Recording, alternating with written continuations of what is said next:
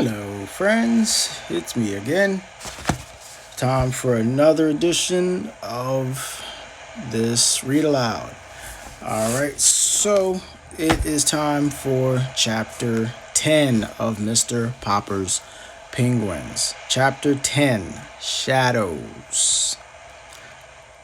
Next day, the picture of Mr. Popper and Captain Cook appeared in the Stillwater Morning Chronicle, with a paragraph about the house painter who had received a penguin by air express from Admiral Drake in the faraway Antarctic.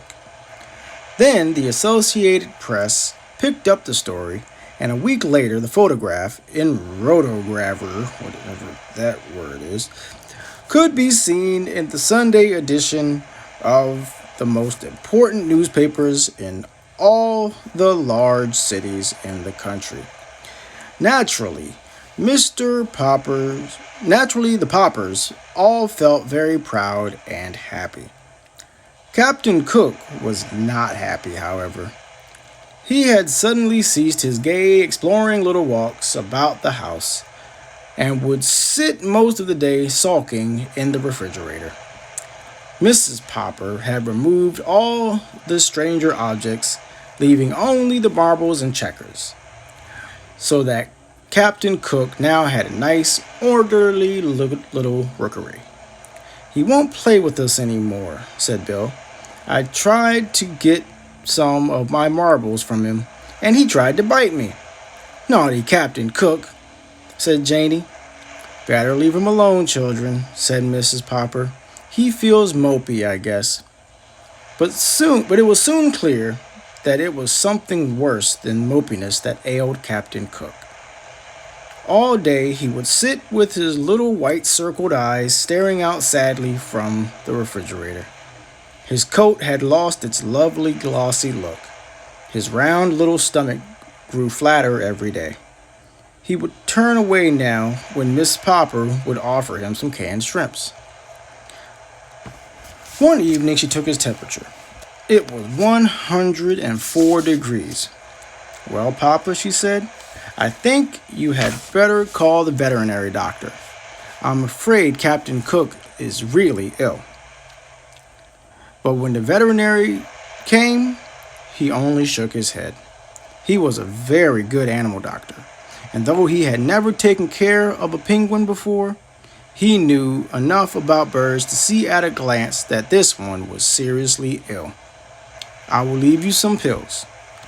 Give him one every hour. Then you can try feeding him on sherbet and wrapping him in ice packs. But I cannot give you any encouragement because I am afraid it is a hopeless case. This kind of bird was never made for this climate, you know. I can see that you have taken good care of him, but an Antarctic penguin can't thrive in Stillwater." That night, the Poppers sat up all night, taking turns changing the ice packs. It was no use. In the morning, Mrs. Popper took Captain Cook's temperature again. It had gone up to 105. Everyone was very sympathetic. The reporter on the Morning Chronicle stopped in to inquire about the penguin. The neighbors brought in all sorts of broths and jellies to try to tempt the little fellow. Even Miss Callahan, who had never had a very high opinion of Captain Cook, made a lovely frozen custard for him. Nothing did any good. Captain Cook was too far gone. He slept all day now in a heavy stupor, and everyone was saying that the end was not far away. All the Poppers had grown terribly fond of the funny, solemn little chap, and Mr. Popper's heart was frozen with terror. It seemed to him that his life would be very empty if Captain Cook went away. Surely someone would know what to do for a sick penguin. He wished that there was some way of asking advice of Admiral Drake, away down at the South Pole, but there was none. In his despair, Mr. Popper had an idea. A letter had brought him his pet. He sat down and wrote another letter. It was addressed to Dr. Smith, the curator of the great aquarium in Mammoth City, the largest in the world. Surely, if anyone anywhere had any idea what could cure a dying penguin, this man would.